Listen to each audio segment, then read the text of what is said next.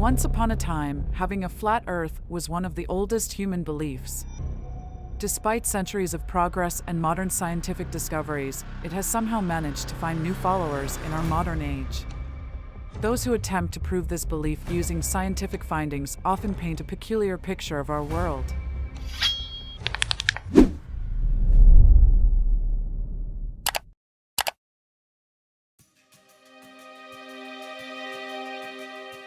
In their version, for flat earthers, the Earth is a massive, flat expanse. It's like a giant circular plane where the sun and the moon take turns circling above. Around this flat Earth, towering mountains guard against the world's oceans spilling out into space. In the center of this vast circle lies the Arctic, with Antarctica encompassed by mountains. According to their theory, if one were to venture to the South Pole and reach the end of these mountains, they'd be met with an enormous ice wall, concealing who knows what on the other side. But way back in the 6th century BC, Pythagoras, a Greek philosopher and mathematician, challenged these flat Earth notions. In a time when the idea of a spherical Earth was still considered outlandish, Pythagoras wrote about its scientific and organized aspects. Before Pythagoras and his revolutionary ideas, most folks envisioned a flat Earth separated from the sky by a straight line called the horizon. They believed the sun rose in the east, moved across the sky, and descended in the west, only to continue its mysterious journey beneath the Earth before emerging anew in the east the following day. These ancient beliefs portrayed the sky as a vast dome arched over the flat land, with the stars seemingly pinned to it. The North Star, visible from many parts of the Earth, played a crucial role in this worldview, as it appeared that all stars revolved around an axis, presumably the North Star itself. But as time passed, intrepid astronomers embarked on lengthy journeys, making diverse observations. They discovered that not everyone saw the stars in the same positions. Certain stars were only visible from the northern or southern parts of the Earth. As you traveled south from the northern regions, stars near the horizon gradually sank below this line and vanished from view. Similarly, the paths of stars and celestial objects in the night sky appeared to shift direction depending on whether you faced north or south. All of these celestial phenomena could only be explained if the Earth was, in fact, spherical, not flat.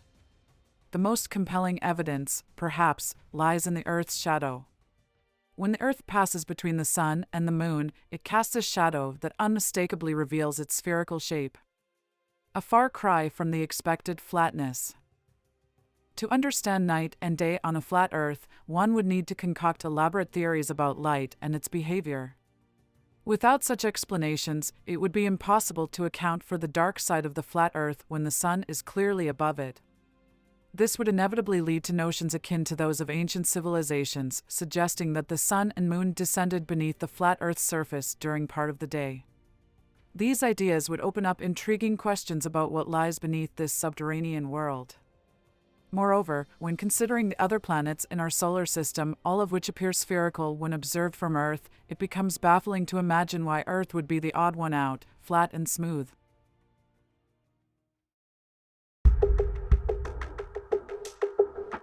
Across many ancient civilizations, from Greece to China, India, and beyond, flat Earth beliefs held sway.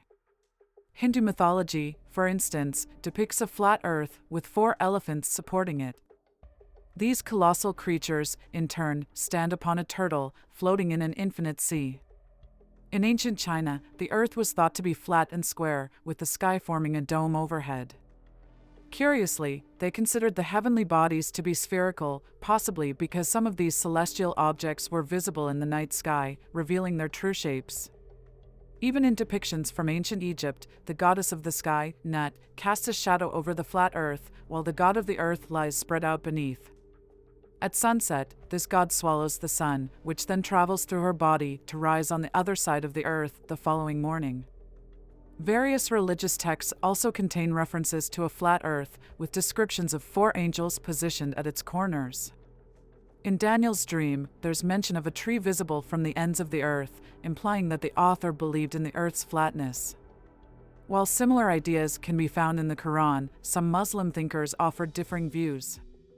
For example, Ibn Hazm, an 11th century philosopher and scientist from Andalusia, argued that evidence supported a spherical Earth, though this opinion was not widely accepted among the public. In many ancient stories, the flat Earth is imagined as a disk surrounded by water, creating a fascinating parallel to the modern matrix theory. Most of these beliefs also place the Earth at the center of the universe, with all heavenly bodies, including the Sun, revolving around it. These notions were rooted in observations made with rudimentary tools, as people watched the stars seemingly follow fixed paths across the sky. This way of thinking persisted even to the time of Galileo Galilei, who famously defended Copernicus's theory that the Earth was not stationary but orbited the Sun. His beliefs put him on a collision course with the Church, leading to a trial and the threat of burning at the stake. However, as humanity made progress in understanding the natural world and knowledge spread across civilizations, the ancient flat Earth beliefs began to fade. The spherical Earth became the prevailing consensus, not necessarily because everyone's beliefs changed, but because growing scientific evidence and the work of thinkers gradually shifted the prevailing paradigm. Yet, amid these debates over ancient flat Earth beliefs, one civilization stands out as having embraced the concept of a spherical Earth from its earliest days.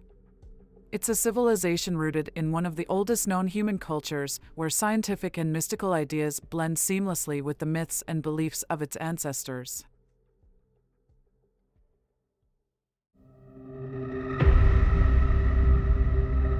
In the mythological universe of ancient Persia, a tree called Visbabish is located in the middle of the cosmic ocean, known as Ferukkart. However, contrary to most ancient beliefs about the cosmic ocean surrounding the Earth, Ferukkart isn't an encircling body. Instead, it forms a third of the Earth itself. The most comprehensive explanation of the shape of the Earth and the sky can be found in the Book of Wisdom, an instructional text in the Pahlavi language. It features a dialogue between Dana, an inquirer, and Minoy Karid, a sage with knowledge spanning all the sciences. According to Minoy Karid, the Earth, the sky, the water, and everything between them form the shape of an egg. The Earth, at the center of this cosmic egg, resembles a yolk floating within the surrounding white, made of water. What makes this perspective intriguing is the potential influence of Persian wisdom on Pythagoras, the Greek mathematician and philosopher who introduced the notion of a spherical Earth. Pythagoras, in his writings, mentions his encounter with a man named Zarathustra, suggesting that some of his revolutionary ideas may have originated from this Persian source. In our upcoming videos, we'll delve deeper into these fascinating connections and the rich history of thought that has shaped our understanding of the Earth's shape. Subscribe to our channel to stay updated and don't forget to like and comment.